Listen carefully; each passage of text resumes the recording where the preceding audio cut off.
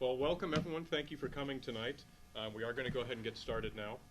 So tonight is going to be a civil and educational forum to discuss the pros and cons of Measure AA. Our speakers are all going to have an opportunity to speak. Those of you who would like to present comments or questions to our panel of guests will be able to step up to the microphone and ask them.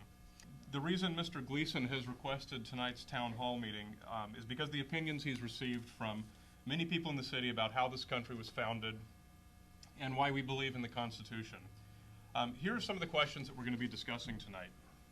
What freedoms did our founding fathers really want for us? Were they deists or secularists or both? Was our motto written by our founding fathers? Is our motto secular or religious in nature? Who brought it to Congress, why, and when? And is this country really a Christian nation? We'll examine this question in pretty good depth. Should the majority always win in matters of religion? Should the majority be allowed to vote for religious matters? Should we continue church and state separation? And if not, will our government become a theocracy? So now we're going to introduce the panel to discuss this. Sitting to my left is Eddie Tabash, who's a constitutional lawyer in the Los Angeles area. He serves on the Center for Inquiry Board of Directors. He chairs the First Amendment Task Force for the Center of Inquiry and the Council for Secular Humanism. He chairs the Center for Inquiry Los Angeles. He's also chair of the National Legal Committee for Americans United for Separation of Church and State. He's filed amicus, that's Latin, did I pronounce that right? Amicus briefs supporting the separation of church and state with the United States Supreme Court and the California Supreme Court. Sitting to my right is Gary Chomiak, pastor of the Congregational Church of Fullerton. He's served that church for the last 3 years and is a business owner in Cerritos, where he lives with his wife, Renee. Gary graduated from Oral Roberts University with a BA in Theological and Historical Studies and graduated in 1982 from Fuller Theological Seminary with a Master's of Divinity degree. Gary has served as pastor to churches in Illinois, New Mexico, and California since his ordination to ministry in 1985. Gary began his career in the Presbyterian Church in the USA and is now an ordained minister in the United Church of Christ.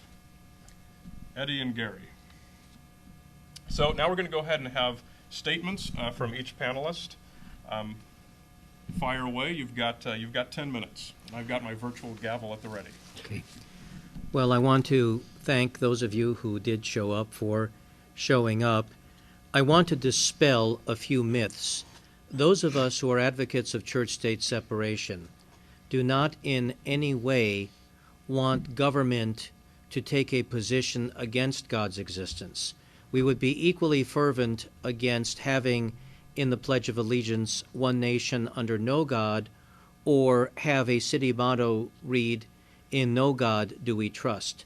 What we are after is government neutrality in matters of religion, because only with government neutrality can we all have equal ownership in the government, be we believers, non-believers, or members of minority or dissenting religious viewpoints. The idea of the separation of church and state is that no branch of government may favor one religion over others or believers over non-believers. If our view prevails, no religious person will be obstructed from being able to worship as they will and from voluntarily being part of any church or religious group. However, if our view prevails, no religious person will be able to commandeer the reins of government to invoke any kind of prayerful or acknowledgement of a deity. And our commentary to the religious is that you do not need to harness the mechanisms of government in order to be a religious person. Let government be neutral. Let the public square be naked of any religious indoctrination, and let people believe freely or not believe as they see fit. But let the government not betray a preference for believer or non-believer.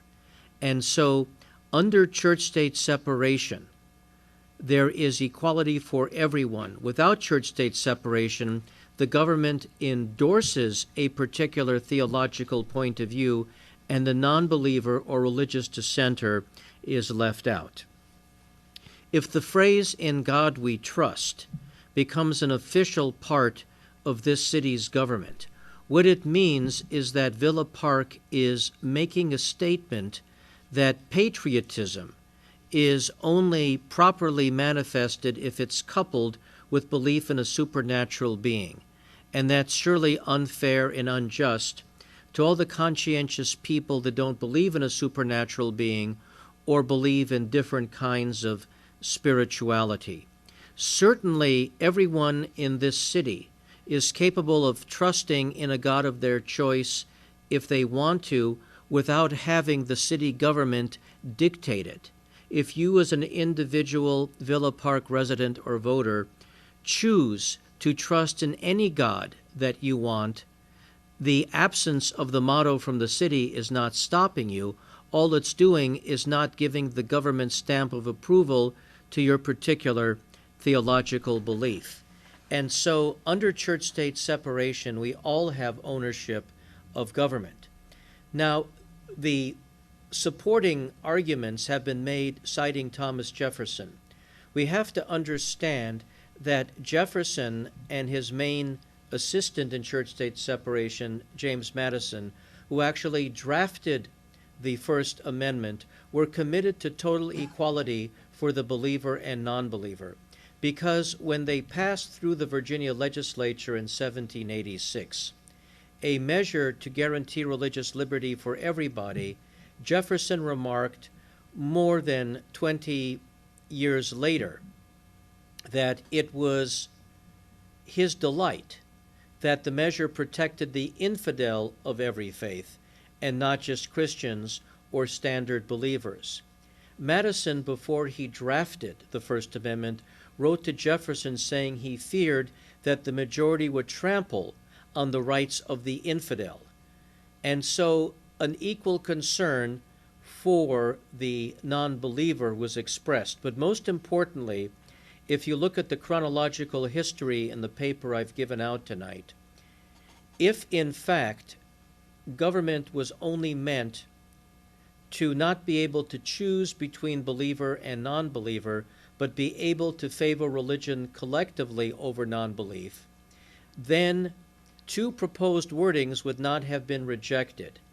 In September of 1789, the United States Senate rejected twice proposed wordings of the future First Amendment, which would have only stopped government from favoring one belief over others, but would not have necessarily stopped government from embracing all theological belief as against non-belief. But yet those two proposals were rejected, and at the end of September of 1789, the House and Senate Joint Conference Committee came up with the most sweeping language of no law even respecting an establishment of religion. Not just no law establishing a religion, no law even respecting an establishment of religion. And when Jefferson was president a few years later, he even refused to issue proclamations of thanksgiving. Madison had misgivings even about tax exemption for religious institutions and about their holding property. So if we are looking at the two main founders of the constitutional framework, which is the religion clauses of the First Amendment, and we look at Madison's intentions and the intentions of his main mentor, Thomas Jefferson, what we see is a clear intent on the part of the founders to have government neutrality in matters of religion. Now, to give you a further insight into how the first Congress in that summer of 1789, in putting together the First Amendment, had this commitment to government neutrality, we look at Representative Daniel Carroll of Maryland, who was also one of the original signatories of the original Constitution drafted just 2 years before. And Congressman Carroll said that the whole question of conscience in matters of religion is of such peculiar delicacy that it will little bear the slightest touch of governmental hand.